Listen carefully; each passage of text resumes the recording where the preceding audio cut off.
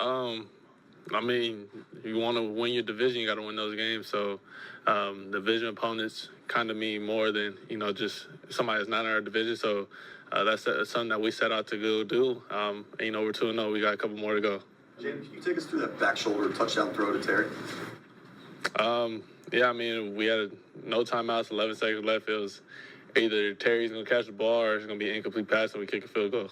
I know you've thrown 1,000 balls, but when you throw a ball like that and go back and see it, I mean, could you have thrown it any better? I could have put it out in front a little bit more, but Terry made a hell of a play. We also talk about the throw to Noah Brown, not really double coverage, right? But there's two giants in the area, so to speak. Yeah. Put it in the exact perfect spot. What gives you the confidence in yourself, but also the confidence in Noah to make that play for you? Just the work throughout the week that I see those guys put in, the timing that we have, and just building that bond, that trust over the weeks. The way that last week ended, what's your coaching staff doing that gets you guys to turn it around and refocus in a heartbeat?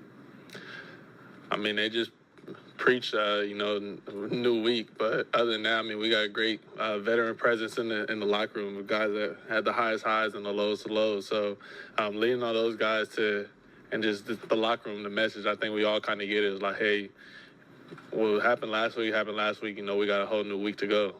What did you guys learn today about the offense without Brian Robinson going? I mean, next man up. You can see earlier in the year when Eckler was out, and J-Mac came in and did his thing. B-Rob out, and, J-Mac, Egg, Chris Rodriguez came in and did their thing.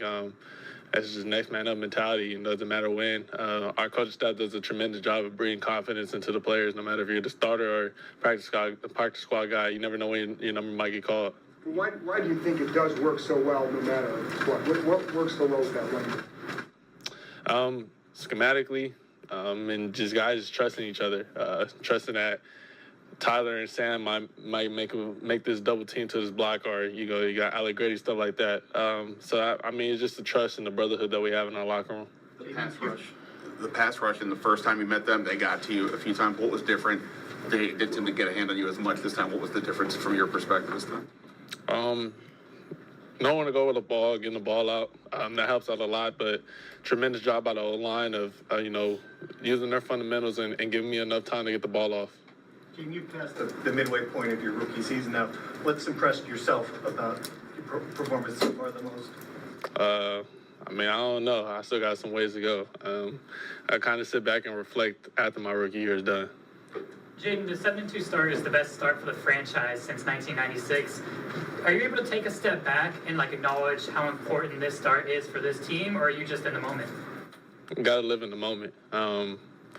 Hey, this could be all good. We got a game next week, but I mean, I'm just happy for the fan base that they can be something proud of in the product that we're putting out on the field. The confidence level with you and Cliff. I mean, obviously you're a great passer, yet you threw 3 attempts into the second quarter. You guys were slamming that run game.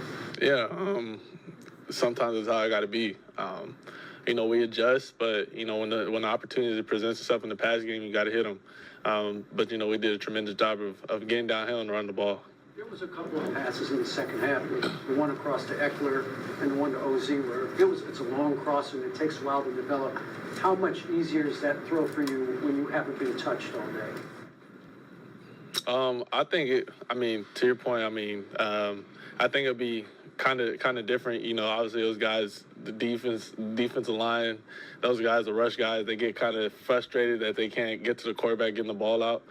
And it helps out with our O-line, man, our tackles. Obviously those guys that get paid a lot of money. Dexter Lawrence, Brian Burns, those guys are hell of players. So be able to not get sacked by those guys, kudos to my O-line.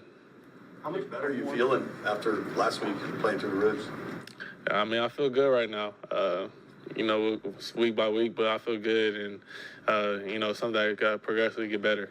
Dan has preached consistency from day one with you guys. You'll figure out the rest, but got to be consistent. You guys have been able to do that pretty much every week. What do you see that you guys have been able to, effort, mental, whatever, to maintain that?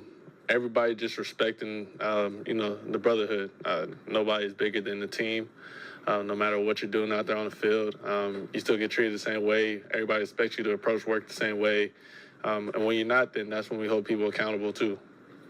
It looked like there were some just fun conversations with the Giants side of the field after some plays. Just what was kind of going on there? A little banter back and forth. Nothing crazy, but just got respect for those guys. Obviously, throughout the draft process, you build relationships with guys over there, and it's nothing but love. And obviously, he drafted one of my best friends, so it's a little bit fun to play New York twice a year.